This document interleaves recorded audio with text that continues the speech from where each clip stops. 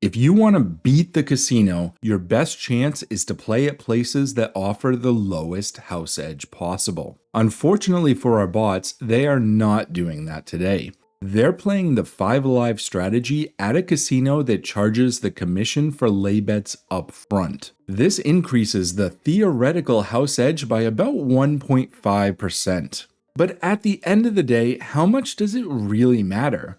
How does it change the overall experience at the table?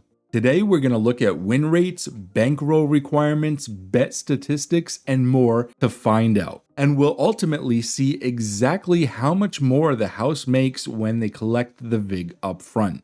Stay tuned. My name is Matt, and I run craps simulations.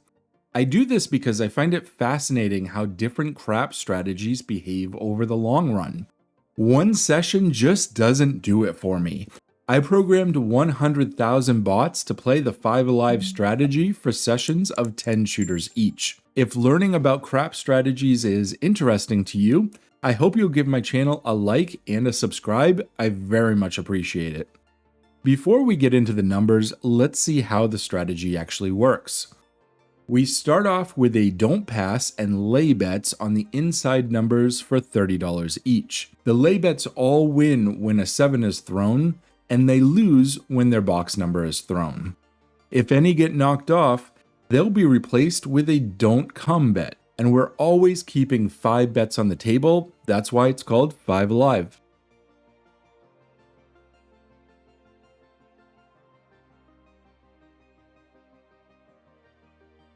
At this point, we have replaced all our lay bets except the 8. The lay bets are working on the come out rolls. New point is 4, that's a good number for the don't pass.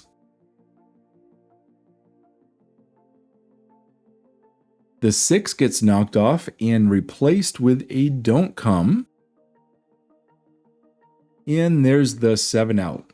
The don't come loses since it has not yet moved to a point, but everything else wins. That was just one shooter. Now imagine we played just like that, but 1 million times. How often would we win? The VIG upfront version won 58.3% of the time, while the VIG on the win won just a little bit more often.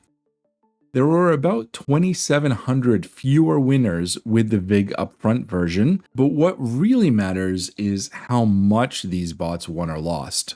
The most any bots lost for a single hand was $1,449, and the most won was $645. The largest group, just about 30%, is a modest win of less than $50, which is right in line with the median there. The average is pulled down below 0, and that's due to that long curve that goes towards losses. You can see where the middle 50% and the middle 90% ended up. Compared to the VIG on win version, on average, the upfront VIG costs players an extra $2 or $3 per shooter. But the bots who did the best and worst, they actually both did better with the upfront simulation. This happens because those are the numbers that are most sensitive to every individual simulation run.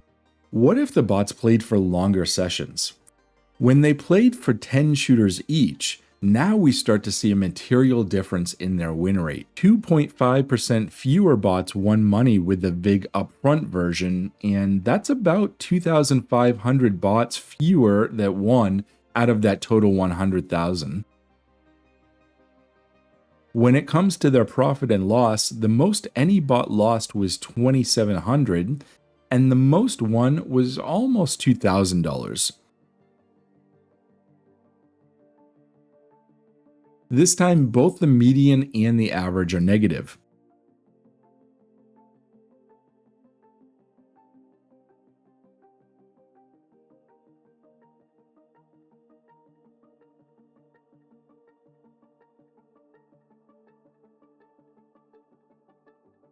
The bots on average lost just under $25 more when paying their VIG up front. This is what I was really looking to learn. Is it actually material? To an individual player, maybe, maybe not, but to the casino, it makes a huge difference, and I'm going to show you that near the end of the video.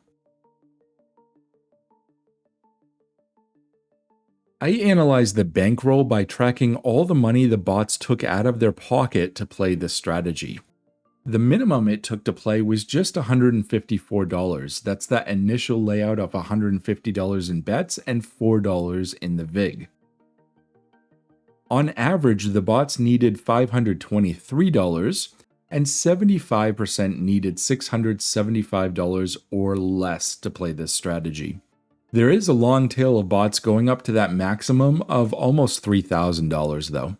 Compared to the VIG on win, this version is more expensive across the board. On average, it was about $17 more expensive to play on the table that charges the VIG up front. Remember that this is the money that the bots played with, while the previous chart was about how much they won. So what this is telling us is that they needed more money to actually play the game, and they also won less than they would have at a more generous casino that charges the VIG only on a win. Before we go into how often the bots doubled and tripled their money, I want to let you know that I have a free guide on dicedata.info called The Shooter's Edge.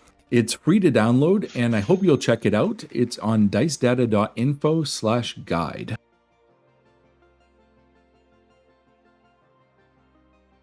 16.2% of the bots actually doubled their outlay. Almost 6% tripled their outlay. And less than 2% quadrupled their outlay.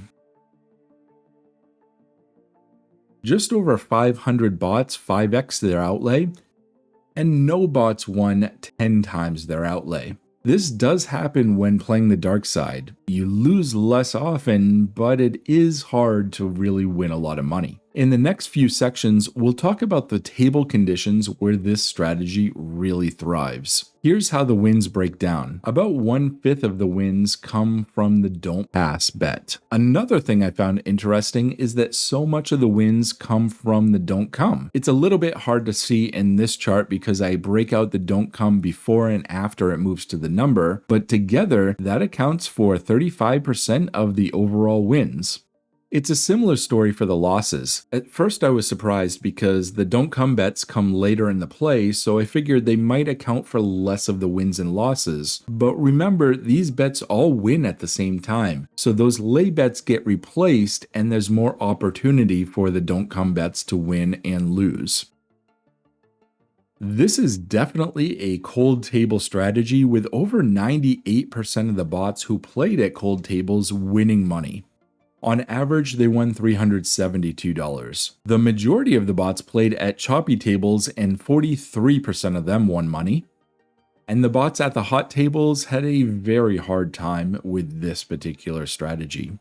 You can really see that trend in this chart. The x-axis is the sevens to rolls ratio, and the y-axis is the amount of money the bots won or lost. Just note that I don't believe you can tell whether the table is cold, choppy, or hot before you throw the dice. This chart evaluates the throws after they've been made, but it is interesting to see how a strategy performs under different table conditions. Now for the house statistics. The bots bet a total of $386 million, with $172 million won and $175 million lost. That with the upfront VIG leads to a house take of $8.8 million and an overall edge of 2.29% in favor of the house. When we compare this to the VIG on win metrics, you can see that the house is taking both a higher real dollar amount and a higher percentage of the overall play. I would still classify this as a fairly low house edge, even though it is higher than the other version. The throw hit rate for both is the same. 23.1% of the throws ended up with at least one win. If you have a sharp eye, you might have noticed that I reported this as less than 5% in my previous video. I did have a mistake there. I hope you found this interesting. If you did, please give a like and a subscribe. I very much appreciate it, and good luck at the tables.